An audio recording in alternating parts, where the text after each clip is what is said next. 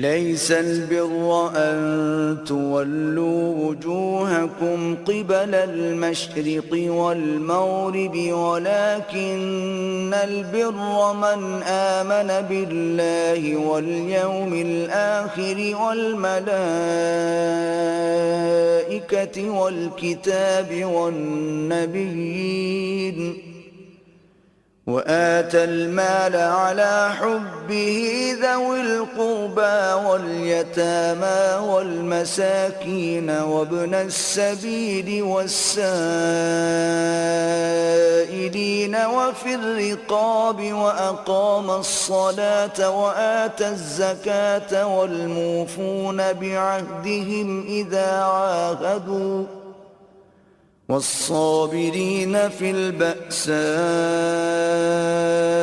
والضراء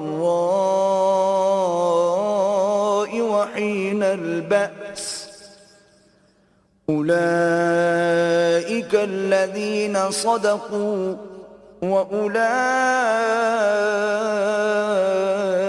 هم المتقون۔ نیکی صرف یہی نہیں کہ تم اپنے منہ مشرق اور مغرب کی طرف پھیر لو،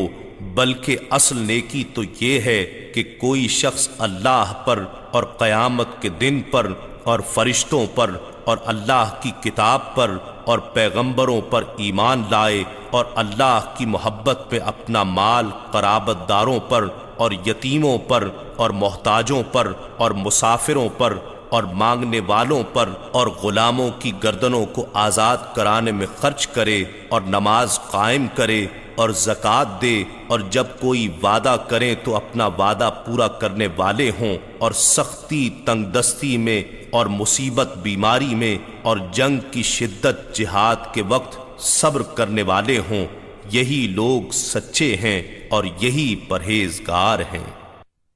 يا أيها الذين آمنوا كتب عليكم القصاص في القتلى الحر بالحر والعبد بالعبد والأنثى بالأنثى فمن عفي له من أخيه شيء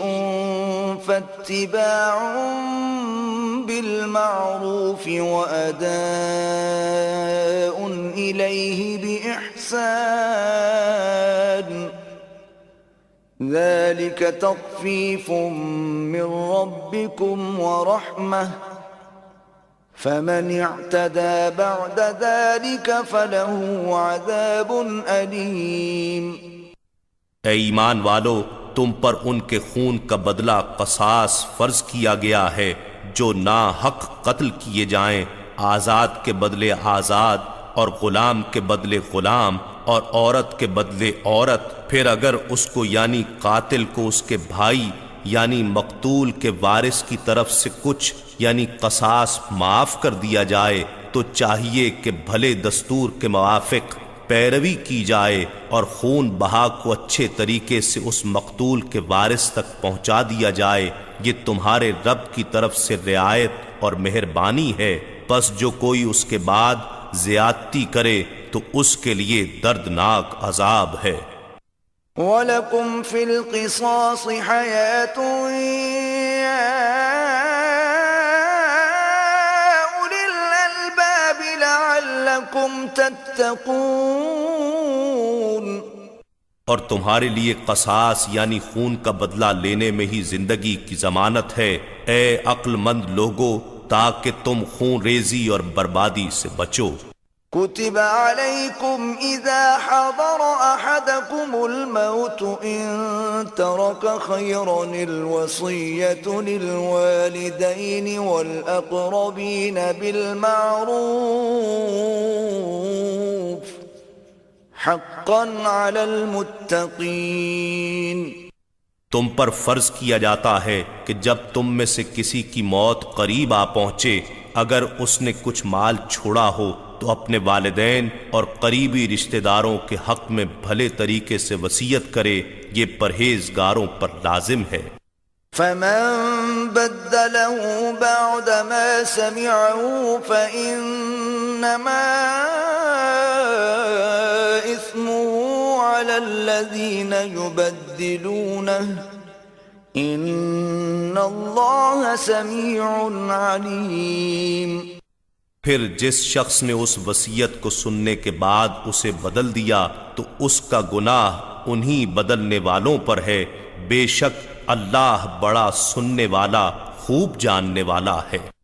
فمن خاف من موص جنفا او اثما فاصلح بينهم فلا اثم عليه ان اللہ غفور رحیم۔ بس اگر کسی شخص کو وصیت کرنے والے سے کسی کی طرفداری یا کسی کے حق میں زیادتی کا اندیشہ ہو، پھر وہ ان کے درمیان صلح کرا دے تو اس پر کوئی گناہ نہیں، بے شک اللہ نہایت بخشنے والا مہربان ہے۔